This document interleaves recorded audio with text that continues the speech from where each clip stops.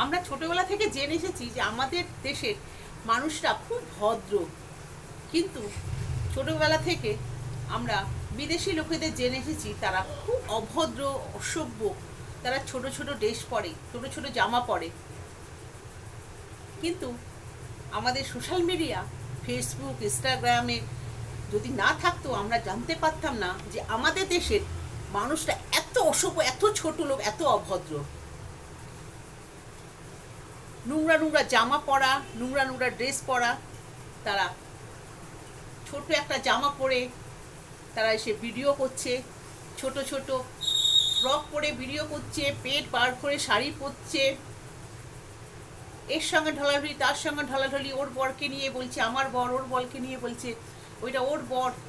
মানে কত নোংরামো আমাদের দেশে। আমরা এতদিন জানতাম না যে সোশ্যাল মিডিয়াটা যদি না থাকতো। আর সন্ধে হলেই কিছু কিছু মানুষ লাইভে চলে আসে, এসে বলে কোথায় আছো বন্ধুরা, চলে এসো, জয়েন করো। কোথায়? তাকার হরিদাস পাল, এসে জয়েন করো ওনার সঙ্গে। মানে এত ছোট লোক। সব মহিলাদের বলছি না, সব মেয়েদের বলছি না, কিছু কিছু মহিলারা এত নোংরা, এত নোংরা।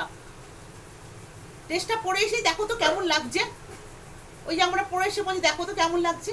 আরে সোশ্যাল মিডিয়াকে না জিজ্ঞেস করে, সোশ্যাল মিডিয়ার লোকজনকে না দেখিয়ে নিজের বাবাকে দেখা কেমন লাগছে, নিজের ভাইকে দেখা ড্রেসটা কেমন লাগছে, নিজের বরকে দেখা ড্রেসটা কেমন লাগছে, নিজের মাকে দেখা ড্রেসটা কেমন লাগছে, নিজের আত্মীয় স্বজনকে দেখা কেমন লাগছে নোংরা নোংরা জামা পরে, ছোট ছোট স্কার্ট পরে, বুক বার করা, পেট বার করা জামাগুলো দেখিয়ে, আর নিজে আয়নার সামনে দাঁড়িয়ে দেখ।